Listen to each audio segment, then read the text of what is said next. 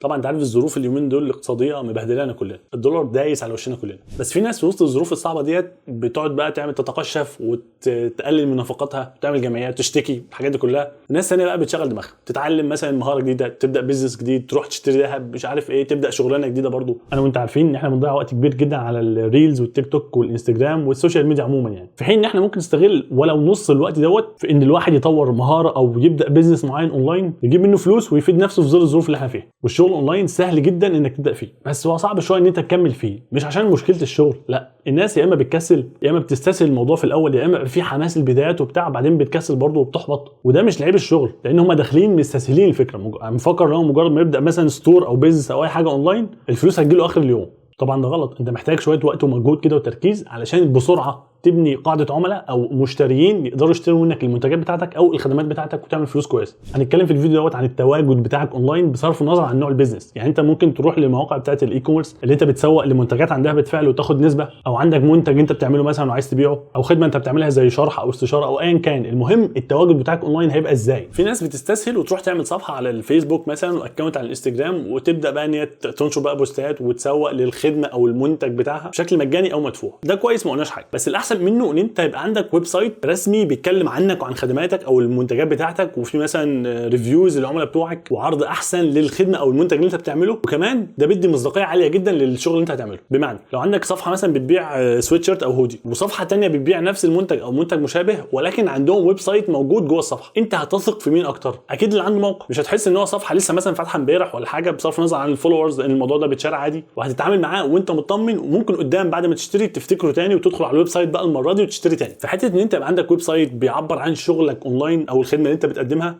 او على الاقل تبقى فاهم يعني ايه ويب سايت اساسا، دوت مهم جدا جدا في الزمن اللي احنا داخلين عليه ده. عشان تمشي شغلك على النت محتاج 3 حاجات. اول حاجه وهي الدومين دوت زي الاسم بتاع المحل بتاعك او الاسم اللي انت الناس هتوصلك من خلاله. زي مثلا يوتيوب، انت ما تقدرش تفتح اليوتيوب الا لما تكتب youtube.com. تاني حاجه وهي جسم الموقع بتاعك او مكان الموقع على النت، وهي الاستضافه. دي بتبقى زي مكان بنأجره عشان نحط عليه الصور والملفات او اي حاجه هتظهر على الموقع بتاعنا. تالت حاجه بتظبط الموقع بتاعك وبتأمنه كويس وبتديره عشان لما حد يطلب منك اوردر معين او يتواصل معاك عشان عايز الخدمه اللي انت بتقدمها يبقى الموضوع بسيط ومتأمن. تعال نشتغل عملي. نستخدم موقع أولتا هوست، وده موقع بيوفر لك الدومين والهوست وكمان اداره المحتوى بتاعك كله في مكان واحد. لو جيت تفتح ultahost.com هتلاقيه بيقول لك ان الاسعار بتاعته ارخص من باقي المواقع اللي بتقدم الاستضافات زي طبعا هوست جيتر وبلو هوست المشهورين. وده مش معناه ان خدماتهم وحشه، بالعكس، البراند كل ما بيقدم وكل ما بيبقى ليه اسم او مصاريفه بتزيد عشان يحقق نفس الكواليتي لازم بيغلي الاسعار بتاعته. انما أولتا هوست استضافه ممتازه بس لسه مش مشهوره قوي، فتلاقي اسعارها لسه في الحنين يعني. تعال نجرب نشتري دومين وبعدين هقول لك باقي المزايا بتاعت أولتا هوست. لو جيت تدوس على جيت ستارتد من هنا وبعدين ستارت ناو، ممكن تسجل حساب جديد باكونت جوجل عندك او تكريت اكونت جديد. التسجيل عادي جدا، الاسم والموبايل والايميل وبقيه الحاجات معظمها اختياري. تحت هتخبط الباسورد بتاعك بعدين تدوس تسجيل بعدين بتسجل. لما بتفتح الحساب بتاعك على أولتا هوست طبعا الموقع فيه عربي بس الأروق تخليك انجليزي. اول حاجه بتعملها على أولتا هوست وهي موضوع الدومين. لو انت عندك دومين بالفعل ممكن تنقله وتحوله يعني لأولتا هوست وهتاخد عليه سنه بحالها زياده ببلاش، يعني كانك دفعت حق الدومين بتاعك سنه زياده كمان. خلينا نشتري واحد من جديد وندوس ريجستر نيو دومين، تسجيل دومين جديد. انا مثلا هعمل متجر بيبيع منتجات خاص بالانمي. طبعا الموضوع هيبقى دروب شيبنج عادي او اي مورد على النت، مش لازم اروح اشتري المنتجات. فخليها مثلا animegeek.eg. الاول انا كنت مختار انمي جيك وعملت سيرش، قال لك دوت متاخد بالفعل، ما ينفعش الموضوع يبقى مكرر. طب هكتب اي جي في الاخر اللي هو مصر يعني، قال لك دوت متاح وزي الفل وتقدر تشتريه ب $14.5. خليك معايا الاخر وانا هقول لك ازاي تخفض القيمه دي. طبعا ده ايجار الدومين لسنه كامله، يعني في الشهر $1.3. هندوس اضافه العربه.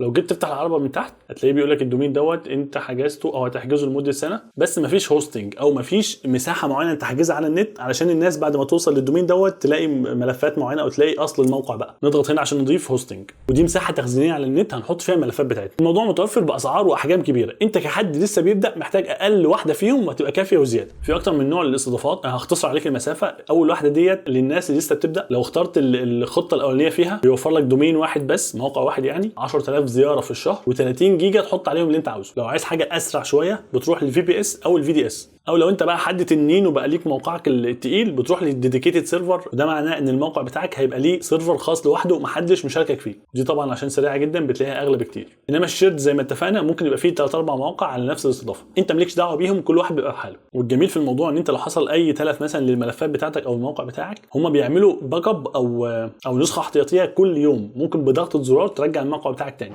الموضوع دوت عن تجربه شخصيه هيفيدك جدا جدا قدام. لو حد لسه ببدا ممكن اختار مثلا الستارتر او البيزك واضيفها على العربي. هيقول لي اختار دومين لان مفيش طبعا استضافه من غير دومين. هقول له انا هشتغل بالدومين اللي انا لسه محدده من شويه يوز. هنا بتكمل معاه وبتدفع المفروض كل شهر، هو بيسحب منك $3 او تدفع 3 شهور على بعض وتوفر. او الاحسن ده نصيحتي ليك ان انت تدوس على الاقل 6 شهور مع بعض في اي بيزنس بتبداه. هتلاقي فيه خصم او كوبون كود في الديسكربشن تحت يقلل لك الرقم دوت. تنزل تحت المفروض تختار اقرب بلد من دول ليك عشان الاستضافه تبقى موجوده فيها. سيبها المانيا زي ما هي، مش محتاج تختار حاجه من دول لان هو المفروض بيوفر لك شهاده حمايه. دي لو مش موجوده المتصفح بيقول للزوار بلاش تدخل الموقع دوت لان هو غير امن، بس هي الحمد لله موجوده لوحدها. وبعدين لو نزلت تحت هتلاقي في حاجه اسمها ويب سايت بيلدر، هتتعلم على فري، وده يخليك تبني انت الموقع بتاعك من غير ما يكون عندك خلفيه برمجيه او تجيب مبرمج او كده. اللي بعدها دوت لو انت عايز تفلتر الايميلات اللي جايه ولا رايحه من الموقع بتاعك، اختار اي رقم من دولت لو انت بقى عايز تبدا على كبير، او سيبها في البدايه نون زي ما هي. دي مثلا مناسبه بيفلتر اللي جاي واللي رايح، بس احنا نخليها نون كبدايه. وبعدين السايت لوك سيكيورتي دي حمايه زياده للموقع بتاعك، اختار لايت لانها ببلاش.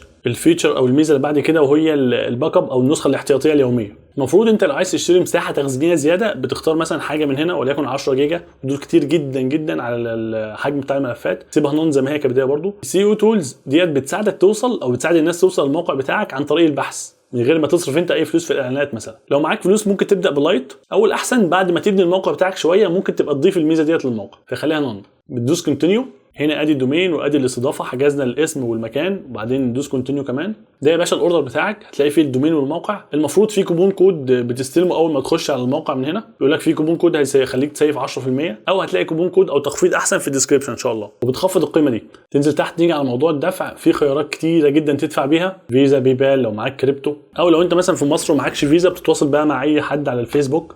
في وسطاء كتير بيقدموا خدمه ان انت تدفع اونلاين يعني. ليه بقى تختار الشركه ديت؟ عشان تحجز معاها الدومين والهوست بتاعك وتبدا شغلك على النت. مبدئيا موضوع الاسعار، الناس دي ارخص من اي حد موجود. الحاجه الثانيه موضوع الدعم عندهم مجانا وموجود 24 ساعه، مش تبعت ايميل بقى ويرد عليك، لا بتكتب له شات لايف وهو بيرد عليك على طول. واليوزر انترفيس بتاعهم او واجهه المستخدم يعني في منتهى الجمال والسهوله. ده حسابي يا محمود سعد لو عايز تعدل حاجه في الاكونت بتاعك او الموقع نفسه. ومن على الشمال هنا بتتحكم بقى في كل حاجه، من اول الخدمات او الدومين اللي انت شاريه، او تتواصل مع الدعم من هنا، تفتح تيكت معينه او مشكله معينه وهم بيحلوها لك. بس يا سيدي كده حجزنا اسم ومكان على النت علشان نبدا الشغل بتاعنا او البيزنس بتاعنا على النت. فانا بنصحك لو حد لسه بتبدا، ابدا مع أولتا هوست واستخدم اللينك تحت هتلاقي فيه خصم ان شاء الله. الخطوه الجايه ان انت تحط مثلا منتجات معينه من موقع دروب شيبنج وتبتدي تسوق لها وتدخل زباين وتبني ثقه معاهم وتبيع لهم وانت موجود في البيت. او لو عندك خدمات معينه زي الشرح مثلا او الاستشاره او ايا كان تحطها في الموقع بتاعك دوت، تعرضها. تستغل السوشيال ميديا والنت عموما لمصلحتك بدل ما تضيع عليه وقت. الموضوع ما يتشرحش في فيديو واحد، انت محتاج تشوف اكتر من فيديو تعرف ايه البيزنس او الشغل المناسب ليك. عندك دروب شيبنج انت بيع منتجات مش عندك اصلا، او ان انت مثلا تعمل بورتفوليو عن خدماتك كجرافيك ديزاينر او فيديو اديتور او اي حاجه بتعملها مثلا كشغل، ممكن تبني موقع الناس تتواصل من خلاله معاك. زي ما قلت لك ده بيديك كريديبيليتي عاليه او مصداقيه عاليه قدام العملاء ايا كان شغلك ايه.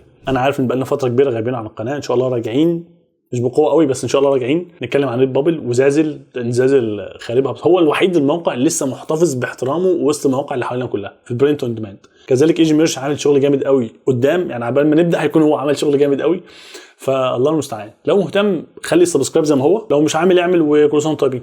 السلام عليكم. والدولار يعني سفلتنا دايس على وشنا كلنا.